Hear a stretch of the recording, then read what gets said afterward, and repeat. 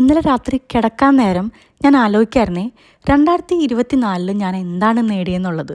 സത്യം പറഞ്ഞാൽ എനിക്ക് ആവശ്യമുള്ള ഞാൻ ആഗ്രഹിക്കുന്ന ഒന്നും 2024 എനിക്ക് നേടാനായിട്ട് കഴിഞ്ഞിട്ടില്ല. അതിനു മുന്നേ നമുക്ക് 2023 2022 ഒന്ന് എത്തി നോക്കാം. എൻ്റെ ലൈഫിൽ കുറേ കാര്യങ്ങൾ നടന്നിട്ടുള്ള വർഷങ്ങളായിരുന്നു 2022 2023. എൻ്റെ കല്യാണം ഉറയ്ക്കുന്നതും എൻ്റെ കല്യാണം കഴിയുന്നതൊക്കെ ആ 2 വർഷങ്ങളിലായിരുന്നു.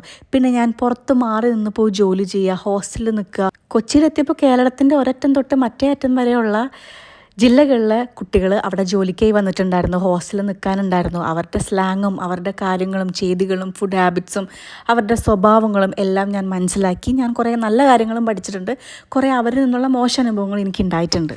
അതുമാത്രമല്ല, ജോലിക്ക് പോകുമ്പോൾ നമുക്ക് എന്തൊക്കെ കാര്യങ്ങൾ പഠിക്കാനായിട്ട് പറ്റും. പുതിയ സോഫ്റ്റ്വെയർ പരിചയപ്പെടുന്നു, നമുക്ക് ജോലി സംബന്ധമായിട്ടുള്ള പല പല കാര്യങ്ങളും നമുക്ക് പഠിക്കാനായിട്ട് പറ്റും അല്ലേ. പിന്നെ 2023 അവസാനിക്കാറായപ്പോഴേക്കും കല്യാണത്തിന് തിരക്കായി, കല്യാണത്തിൻ്റെ ബഹളങ്ങളായി, ഓട്ടങ്ങളായി, അങ്ങനെ കുറേ കാര്യങ്ങൾ. ഇതെല്ലാം ഒന്ന് ഒതുങ്ങിയപ്പോഴേക്കും 2024 കഴിഞ്ഞിട്ടുണ്ടായിരുന്നു.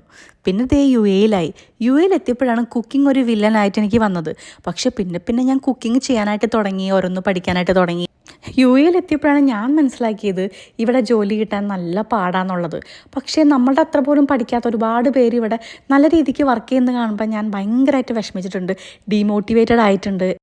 പക്ഷേ ജീവിതം ഇവിടെ ഒന്നും അവസാനിക്കുന്നില്ലല്ലോ, തുടർന്നുകൊണ്ടിരിക്കുകയാണല്ലോ. അപ്പോൾ നമ്മളുടെ സമയം വരുമ്പോൾ എല്ലാം ശരിയാവുമെന്ന് ഉറച്ച് വിശ്വസിച്ചുകൊണ്ട് നമുക്ക് എല്ലാവർക്കും നല്ല രീതിക്ക് തന്നെ ഈ വർഷം മുന്നോട്ട് കൊണ്ടുപോകാം അല്ലേ.